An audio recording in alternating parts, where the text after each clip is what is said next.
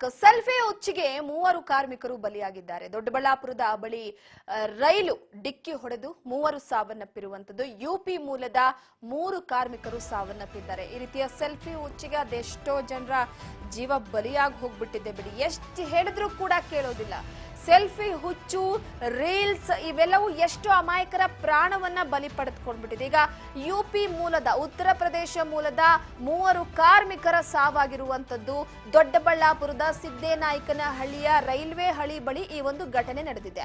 Selfie ಹುಚ್ಚಿಗೆ 3 ಕಾರ್ಮಿಕರು ಈಗ ಬಲಿಯಾಗಿ ಹೋಗಿದ್ದಾರೆ.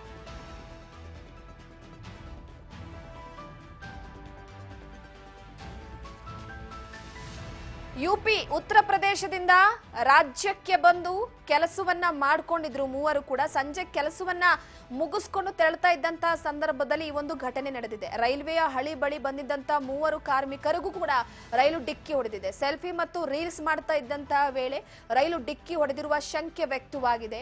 ರೈಲು ಡಿಕ್ಕಿ ರಭಸಕ್ಕೆ ಹಳಿಗಳ ಮೇಲೆ ಚಲ್ಲಾಪಿಲ್ಲಿಯಾಗಿ ಬಿದ್ದಿದೆ ಮೃತದೇಹ.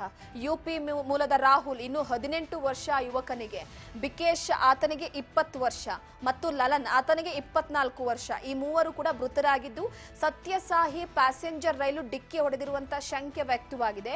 ಹಳಿ ಮೇಲಿದ್ದಂತಹ ಮೃತದೇಹಗಳನ್ನ ಕಂಡು ಸ್ಥಳೀಯರಿಂದ ರೈಲ್ವೆ ಪೊಲೀಸರಿಗೆ ಮಾಹಿತಿಯನ್ನ ನೀಡಲಾಗಿದ್ದು ಯಶವಂತಪುರ ರೈಲ್ವೆ ಪೊಲೀಸರಿಂದ ಮೃತದೇಹಗಳನ್ನ ಶವಾಗಾರಕ್ಕೆ ರವಾನೆ ಮಾಡಿ ತನಿಖೆಯನ್ನ ನಡೆಸಲಾಗ್ತಾ ಇದೆ. ಯಶವಂತಪುರ ರೈಲ್ವೆ ಪೊಲೀಸ್ ಠಾಣಾ ವ್ಯಾಪ್ತಿಯಲ್ಲಿ ಒಂದು ಘಟನೆ ನಡೆದಿದ್ದು ಬೆಂಗಳೂರು ಗ್ರಾಮಾಂತರ ಜಿಲ್ಲೆ ದೊಡ್ಡಬಳ್ಳಾಪುರ ಹೊರವಲಯದ ಸಿದ್ದೇನಾಯಕನಹಳ್ಳಿಯಲ್ಲಿ ಒಂದು ಘಟನೆ ಸಂಭವಿಸಿದೆ.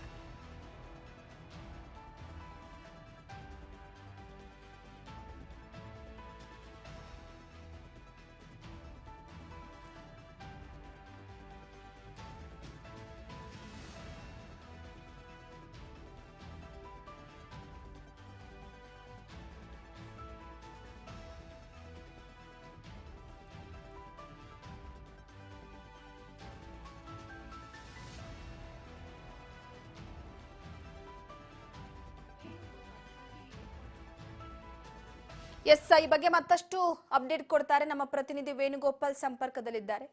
ವೇಣುಗೋಪಾಲ್, ಸದ್ಯಕ್ಕೆ ಸೆಲ್ಫಿ ಹುಚ್ಚಿಗೆ ಬಲಿಯಾಗಿದ್ದಾರೆ 3 ಕಾರ್ಮಿಕರು ಅನ್ನುವಂತ ಮಾಹಿತಿ ಸಿಗ್ತಾ ಇದೆ. ಸೊ ಎಷ್ಟು ವರ್ಷ ಆಗಿತ್ತು ರಾಜ್ಯಕ್ಕೆ ಬಂದು? ಅವರ ಕುಟುಂಬಸ್ಥರ ಏನಾದ್ರೂ ಅದ್ರ ಬಗ್ಗೆ ಕೆಲವೊಂದಿಷ್ಟು ಮಾಹಿತಿ ಸಿಕ್ಕಿದೆಯಾ ಅಥವಾ ಏನು? ಇದ್ರ ಬಗ್ಗೆ ಮಾಹಿತಿ ಕೊಡೋದಾದ್ರೆ.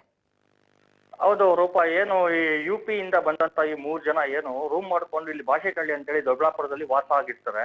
ಸೊ ಏನು ಅಂತಂದ್ರೆ ಫ್ಯಾಕ್ಟ್ರಿಯಲ್ಲಿ ಅವ್ರು ಕೆಲಸ ಮಾಡ್ಕೊಂಡು ಸಾಯಂಕಾಲ ಡ್ಯೂಟಿ ಮುಗಿಸ್ಕೊಂಡು ಮನೆ ಬರುವಂತ ಟೈಮ್ನಲ್ಲಿ ಈ ಒಂದು ರೀಲ್ಸ್ ಹುಚ್ಚು, ಸೆಲ್ಫಿ ಹುಚ್ಚು ಅವ್ರಿಗೆ ಜಾಸ್ತಿ ಆಗ್ಬಿಟ್ಟು ಈ ರೈಲ್ವೆ ಬಳಿ, ಅದು ರೈಲ್ ಮೂವಿಂಗ್ ಅಲ್ಲಿ ಇದ್ದಾಗ ರೈಲ್ ಪಕ್ಕನೆ ನಿಂತ್ಕೊಂಡು ಸೆಲ್ಫಿ ರೀಲ್ಸ್ ಮಾಡುವಂತ ಒಂದು ಹುಚ್ಚುತನಕ್ಕೆ ಮುಂದಾಗಿ ಅವರ ಸಾವನ್ನ ಅವರೇ ಒಂದು ಕೈನಿಂದ ತಗೊಂಡಿರುವಂತ ಒಂದು ಘಟನೆ ನಡೆದಿರುವಂತದ್ದು.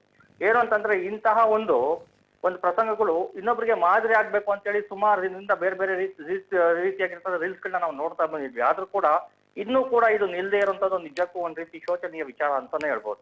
ಸೊ ಇದ್ರ ಬಗ್ಗೆ ಆಲ್ರೆಡಿ ಯಶವಂತಪುರ ಪೊಲೀಸ್ ಠಾಣೆಯಲ್ಲಿ ಒಂದು ಶವಗಾರಕ್ಕೆ ಕಳಿಸಿದಾರೆ ಈ ಬಾಡಿಗಳನ್ನೆಲ್ಲ. ಸೊ ಏನು ಅಂತಂದ್ರೆ ಇದೊಂದ್ ರೀತಿ ಎಲ್ಲರನ್ನೂ ಕೂಡ ದಿಗ್ಭ್ರಮೆಗೊಳಿಸುವಂತ ಒಂದು ವಿಚಾರ ಆಗ್ಬಿಟ್ಟಿದೆ.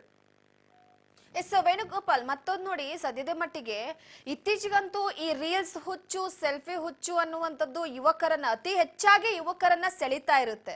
ಸೊ ಅದ್ರ ಜೊತೆಗೆ ಅವರ ಪ್ರಾಣಕ್ಕೆ ಅವರೇ ಕುತ್ತು ತಂದು ಕೊಡ್ತಾರೆ. ಈ ಸಾಕಷ್ಟು ವಿಚಾರಗಳಲ್ಲಿ ನೀವು ಕೂಡ ಗಮನಿಸಿರ್ತೀವಿ. ಆದ್ರೆ ಪ್ರಮುಖವಾಗಿ ನೋಡಿ, ಬೇರೆ ರಾಜ್ಯದಿಂದ ಜೀವನವನ್ನ ಕಟ್ಕೊಳ್ಳೋದಕ್ಕೆ ಬೇರೆ ರಾಜ್ಯಕ್ಕೆ ಬಂದಿರ್ತಾರೆ. ಸೊ ಇಲ್ಲಿ ತಮ್ಮ ಜೀವನವನ್ನ ನಡೆಸಬೇಕಾಗತ್ತೆ. ಇನ್ನೂ ಕೂಡ ಚಿಕ್ಕ ವಯಸ್ಸು, ಎಲ್ಲಾ ಕೂಡ 25 ವರ್ಷದ ಒಳಗಿರುವಂತ ಯುವಕರುಗಳೇ. ಆದ್ರೆ ಅವರ ಕುಟುಂಬಸ್ಥರ ಸ್ಥಿತಿ ಏನಾಗ್ಬೇಡ ಇದನ್ನ ಕಂಡು.